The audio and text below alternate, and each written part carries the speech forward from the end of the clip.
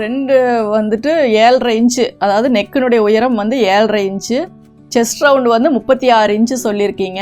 Cup shape வந்து டைட்டாக வருது அப்படின்னா, கப் ஷேப் டைட்டாக வர்றதுக்கு ஒரே ரீசன் வந்துட்டு நீங்கள் செஸ்ட் ரவுண்டை வந்து கரெக்டாக மெஷர் பண்ணல அப்படிங்கிறது தான். ஏன்னா கப் ஷேப் வந்து இப்போ 36 செஸ்ட் ரவுண்டை இன்னொரு 1/2 இன்ச்சு நீங்கள் சேர்த்து 36 அல்லது 37 வச்சு வச்சிங்க அப்படின்னா உங்களுக்கு வந்து கரெக்டாக வந்துடும். வேறு ஒன்றும் அதில் வந்து உங்களுக்கு ப்ராப்ளம் இல்லை. 1/2 இன்ச்சுன்னா கூட ஓகே. ஏன்னா 1 இன்ச்சு வச்சுட்டிங்க அப்படின்னா நெக்கு லூஸ் வந்தாலும் வரும். அதனால் நீங்கள் செஸ்ட் ரவுண்டை வந்து மறுபடியும் ஒரு தடவை மெஷர் பண்ணுங்கள். அதுக்கப்புறம் அதில் என்ன சேஞ்சஸ் வருது, ஏன்னா டைட்டாக வர்றதுக்கு ஒரே ரீசன் மெஷர்மெண்ட்டு தான். நம்ம டைட்டாக வச்சிட்டோம் அப்படிங்கிறதுக்கு அந்த 4 இன்ச்சு ஆட் பண்ணி வைப்போம். இதில் வந்து ஈஸ் அலவன்ஸ் நீங்கள் சேர்த்துருக்கீங்களா இல்லை டைரக்ட் பாடி மெஷர்மெண்ட்டா அப்படிங்கிறது தெரியல.